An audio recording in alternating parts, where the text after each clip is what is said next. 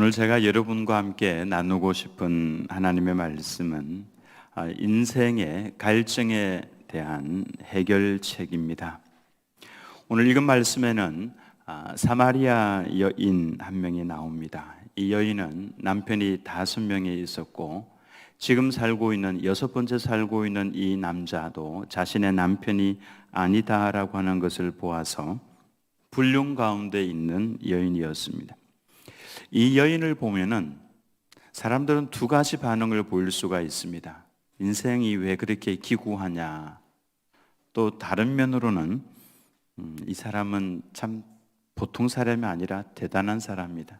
어떻게 한 사람도 아니고 한 사람의 남편을 만나는 것도 쉽지 않은데 어떻게 헤어지고 나면은 또 그다음 바로 이렇게 사람을 만날 수 있는가. 참 대단하다.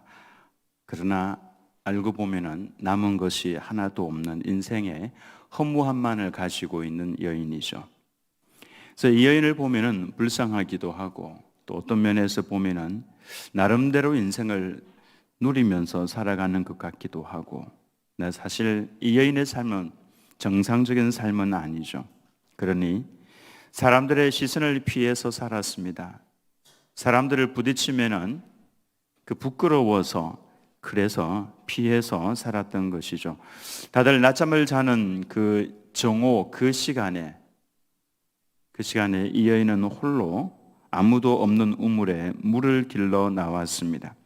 근데 예수님께서는 이 여인을 일부러 찾아오셨죠. 찾아가셔서 물을 좀 달라 그 말씀을 하십니다.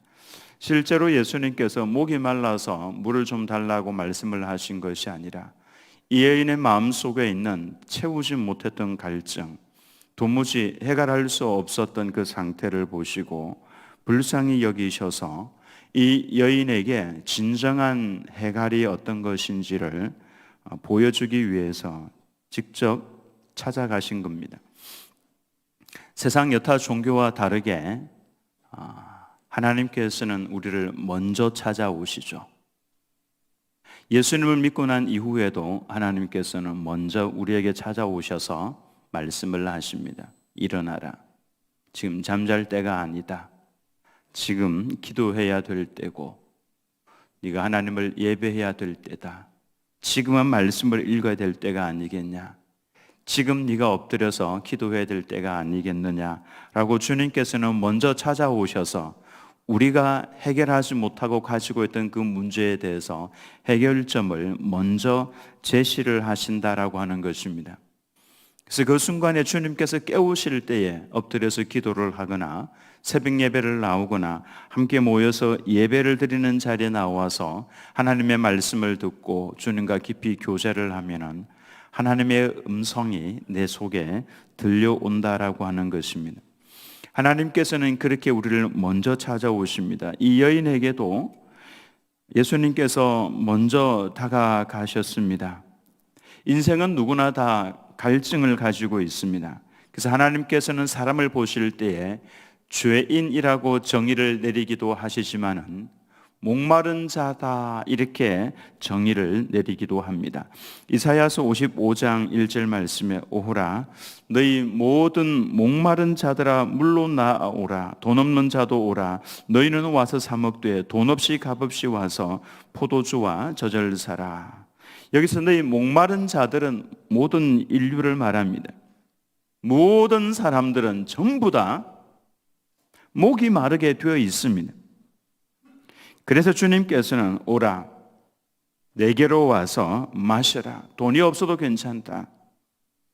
누구든지 값없이 와서 목을 축일 수 있는 진정으로 해결을 할 수 있는 그걸 마셔라라고 말씀을 하시는 겁니다.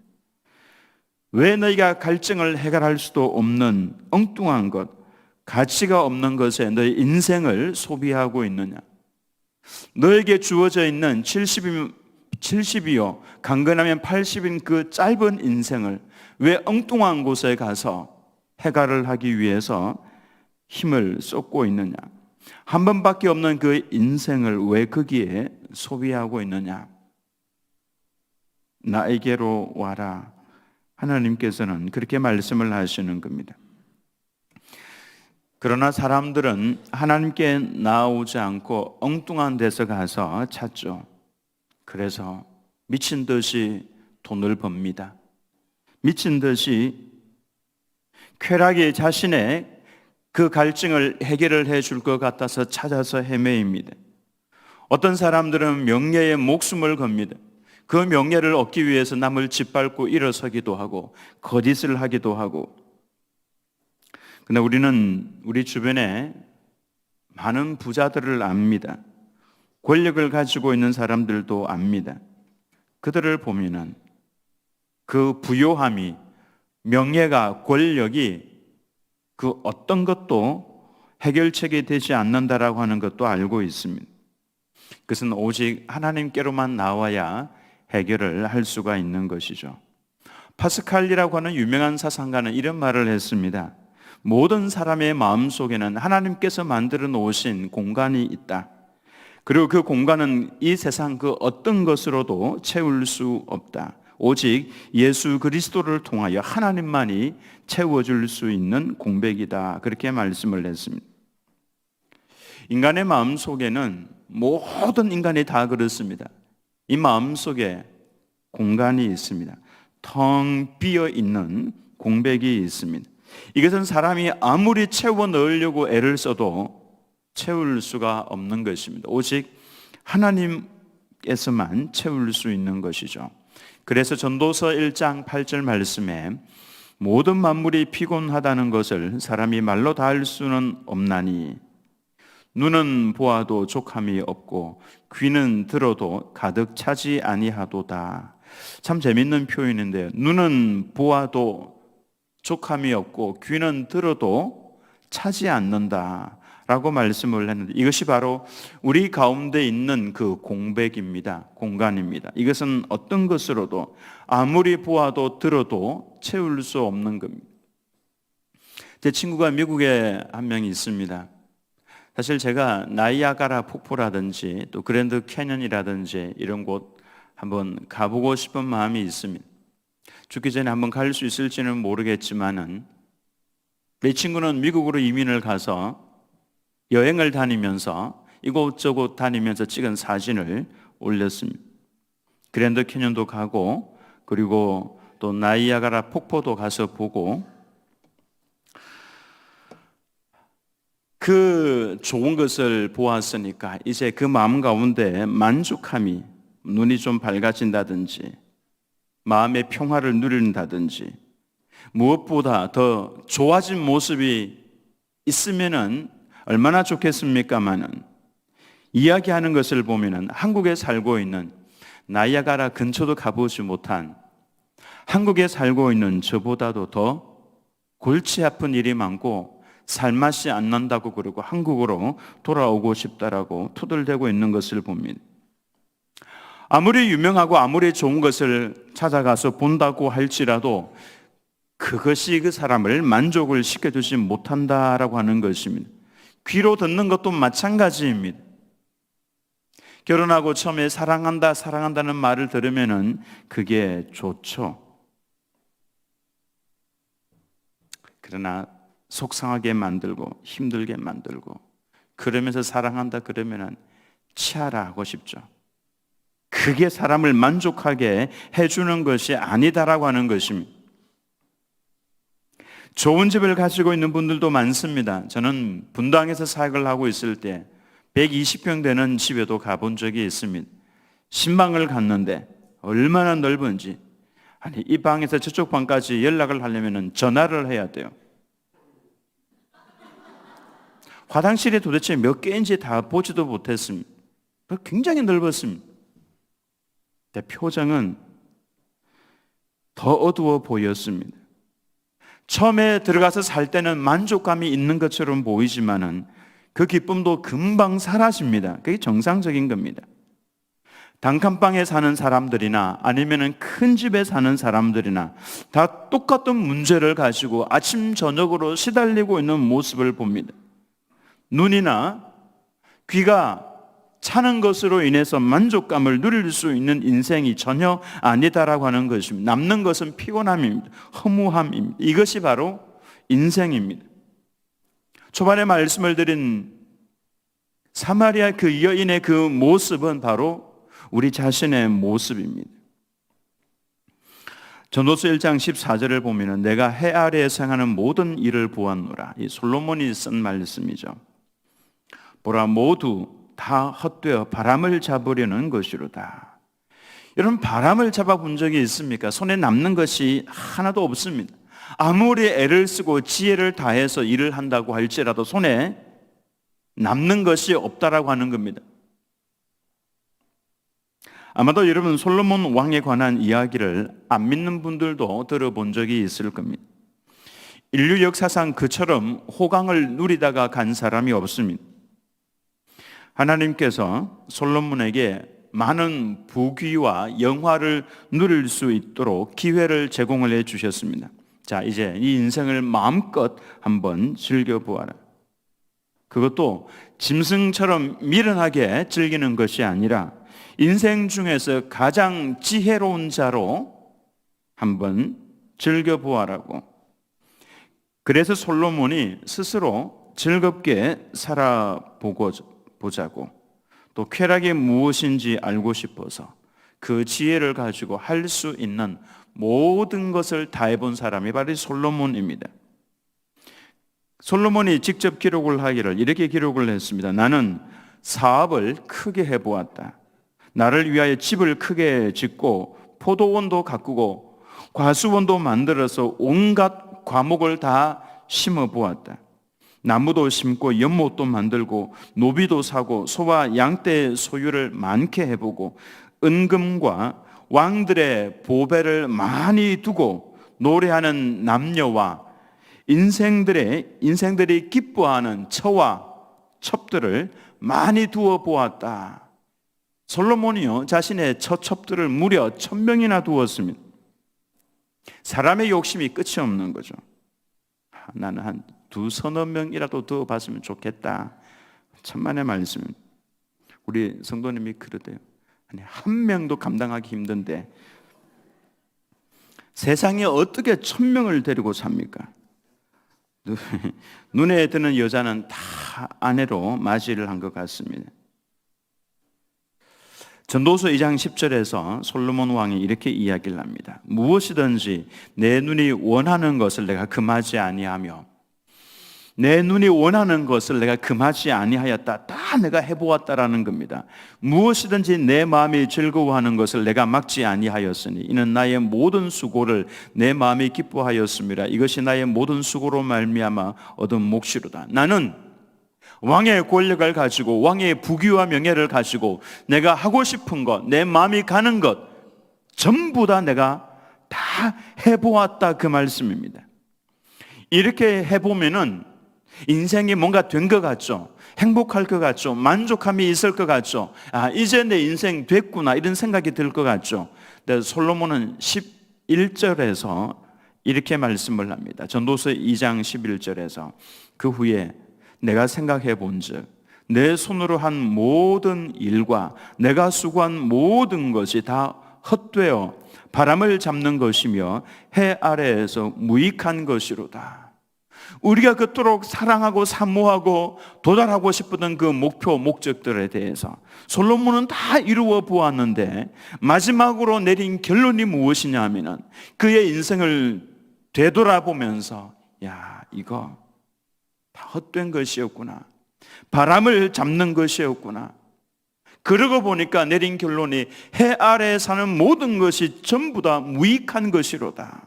무익한 것이로다. 솔로몬의 갈증이 없어지지 않았다라고 하는 것입니다. 여러분, 인생의 갈증이 생기는 이유가 무엇입니까? 그 원인을 알지 못하면은 아무리 대기업의 회장이 되어서 누린다고 할지라도 만족감이 없습니다. 인생의 갈증이 생기는 이유는 두 가지로 볼 수가 있습니다. 그 첫 번째로는 바로 우리가 놀랍게도 하나님의 형상대로 지음을 받았기 때문입니다. 이 말씀은 우리는 하나님을 닮았다라고 하는 것입니다. 하나님을 닮았다. 우리는 태어나서 보면 아버지 어머니를 닮았죠. 이것은 아버지 어머니의 자녀라고 하는 의미입니다. 아담과 하와가 눈을 떴을 때, 이 땅 위에 처음에 딱 눈을 떴을 때 누구를 닮았냐 하면은 하나님의 성품을 닮았습니다. 하나님께서 가지고 계셨던 사랑과 희락과 화평과 자비와 양선, 충성, 온유, 절제, 오래 참음, 정직, 이와 같은 하나님의 성품을 닮았다라고 하는 것입니다. 즉 아담과 하와를 비롯한 우리 모든 인류는 전부 다 하나님을 닮은 사람들입니다. 하나님이 나의 아버지시고 나는 하나님으로부터 나왔다라고 하는 것입니다. 이 사실을 알아야 합니다. 그래서 인간이 가장 행복할 때는 하나님의 품에 안겨 있을 때가, 그때가 가장 행복하고 그때가 가장 만족함이 있을 때가 바로 그 순간이다라고 하는 것입니다. 인간의 죄를 보면서 하나님의 품을 떠났습니다. 그러니 행복도 없고 만족도 없고 가정을 꾸려도 직장을 나가도 그 속에서 만족감을 찾을 수가 없는 것입니다. 일부 예배에 우리 성도의 젊은 성도의 아기가 한 명 일부 예배를 드리러 옵니다. 예배를 마치고 나면은 제가 올라가면은 돌보미 권사님이 그 아기를 안고 1층으로 올라와요. 그럼 저는 하는 게 있습니다. 그 아기를 꼭 품에 안아줍니다. 이 아기가 처음엔 저를 되게 좋아하는 것 같았어요. 잘 몰라서 그랬던 것 같은데, 그런데 한 5분 정도 안고 이제 저는 아기를 안으니까 안주고 싶어요. 아기를 안고 있다가 보면은 이 아이가 목사님 품에 있다가 제 품에 있다가 좀 지나고 나면은 밀어내요. 이렇게 밀어내고 찾습니다. 누구를 찾냐면은 엄마를 찾는 것이죠. 이 아기에게 그때 아무리 좋은 장난감이나 과자를 손에 쥐어준다고 할지라도 이 아이를 다 달랠 수는 없습니다. 이 아이가 만족감을, 아무런 걱정 없이 만족감을 누릴 수 있기 위해서는 엄마의 품이 필요한 겁니다. 엄마의 품에만 들어가면 이 아기는 더 이상 다른 것은 필요가 없을 정도로 그 마음속에 만족감이 생기는 것이죠. 사람은 하나님의 형상으로 지음을 받아 이 땅 위에 왔기 때문에 하나님의 품에 안기기 전에는 이 세상에 그 어떤 좋은 것을 누린다고 할지라도 그것이 그에게 만족감을 줄 수는 없습니다. 오직 하나님의 품 외에는 다른 길이 전혀 없다라고 하는 것입니다. 여러분, 이 우주를 우리가 인류가 어떻게 메울 수가 있겠습니까? 우리 마음속에 있는 이 공간은 우주보다도 더 넓은 공간입니다. 어떤 것으로도 메울 수가 없습니다. 하나님 외에는, 나를 이 땅 위에 창조하셔서 보내신 하나님 외에는 절대로 채울 수가 없는 것이죠. 그리고 또 우리에게 갈증이 있는 또 하나의 이유는 그건 바로 죄 때문에 그렇습니다. 부패한 인간의 마음은요, 무저갱과 같습니다. 무저갱이 뭡니까? 바닥이 없는 공간을 말합니다. 그러니 우리 죄악을 범한 인간의 마음은 바닥이 없는 지옥과 같은 곳입니다. 그 넓은 공간, 그 암흑의 공간을 무엇으로 채우겠습니까? 물질로 채우겠습니까? 그걸 인간의 사랑을 가지고 채우겠습니까? 어떤 것으로도 채울 수가 없는 것이죠. 서울 번화가에 혹시 가보신 분이 있습니까? 저는 서울에서 교회 사역을 할 때에 분당에서 금요일 저녁에 저녁 집회를 마치고 이제 집이 서울이기 때문에 돌아가다 보면 그 강남 거기에서 차를 갈아타야 됩니다. 거기 한번 이렇게 내려서 보면 참 인생이 이렇구나, 그걸 느낄 수가 있습니다. 막 남자 여자들이 술에 취해서 그곳을 쓰러져 있는 사람도 있고, 뭐 오바이트에는 토해내온 것도 있고. 저희 설교 말씀 준비하다 그 생각을 해보니까 또 그게 떠올라요. 토해놓은 게 그게 하필 눈에 가슴 속에 아직도 남아 있어요. 그게 이따만한 국수. 예.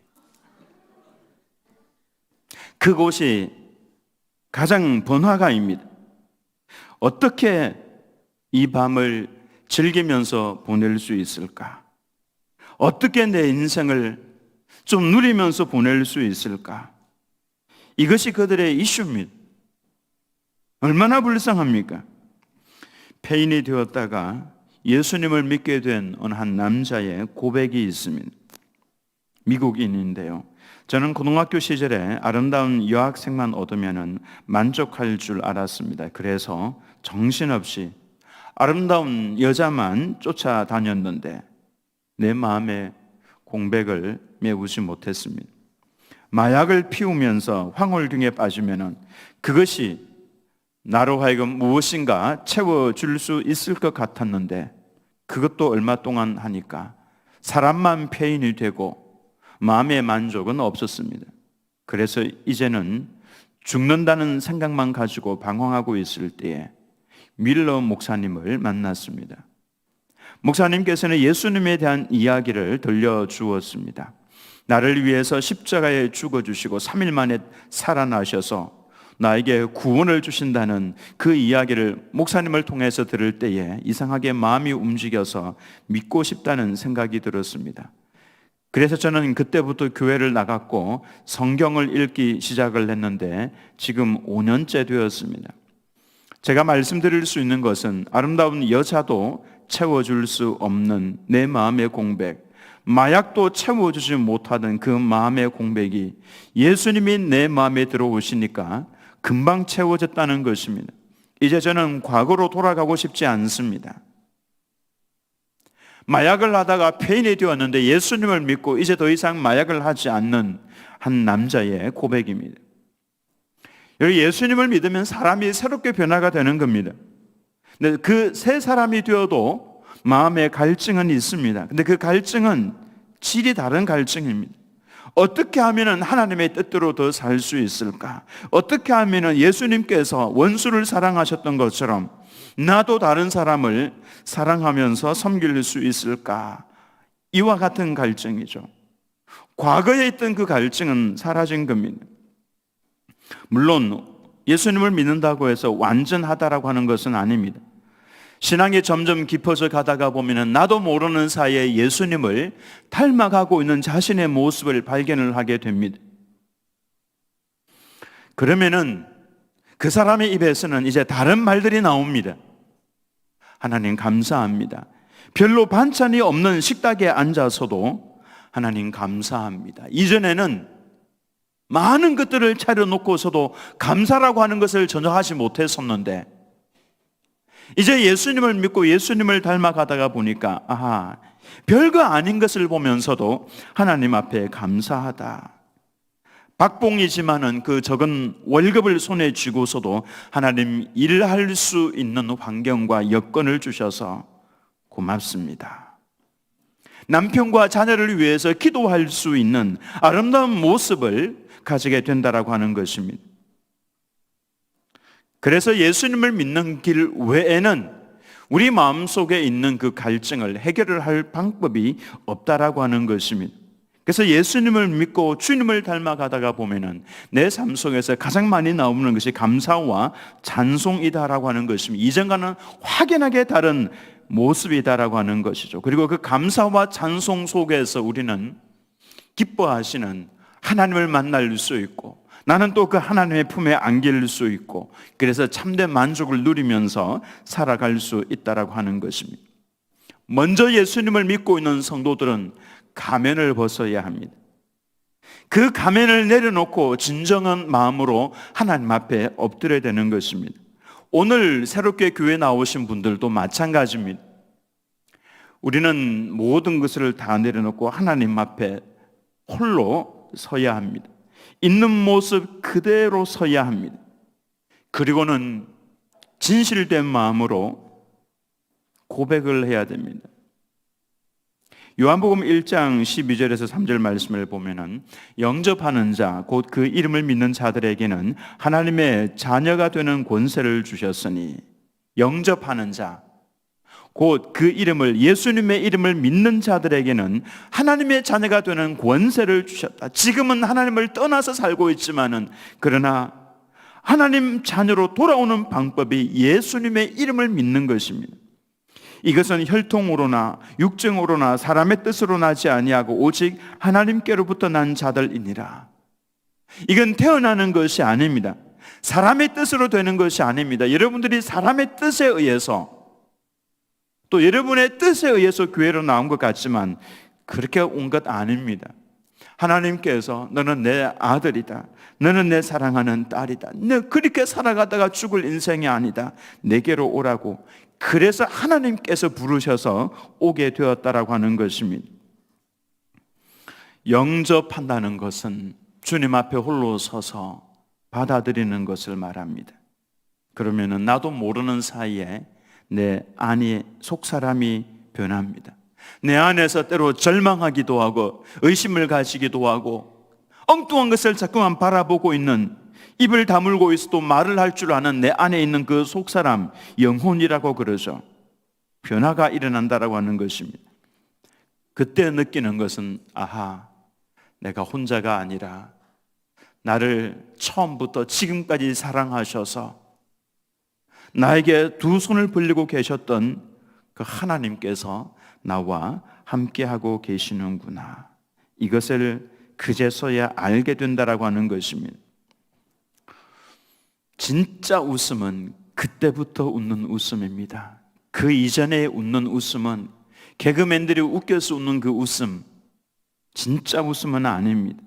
웃어도 내 안에서 아픔이 솟아올라오는 웃음이죠. 진짜 만족과 진짜 웃음은 그때부터 웃을 수 있는 것입니다. 아무것도 없는 것 같은데 이상하게도 내 안에 계시는 하나님께서 평강을 주십니다. 왜냐하면 이 세상 전부이신 하나님께서 내 안에 계시기 때문에 그렇습니다. 우리는 앞으로 살아가는 모든 날들은 그 주님과 더불어 동행하는 삶이어야 합니다. 그 주님과 함께 걸어가면 괜찮습니다. 어떤 상황에 빠져도 괜찮습니다. 그 속에서 하나님께서 힘을 주시면서 염려하지 마라, 다시금 일어서라, 내가 너와 함께하고 있다. 그 평강은 세상이 주지 못하는 평강입니다. 우리 주님 예수님을 나의 주님으로 영접하시고 내 인생의 해가를 누리면서 만족한 삶을 살아가는 우리 성도님들 다 되시기를 예수님의 이름으로 축원합니다.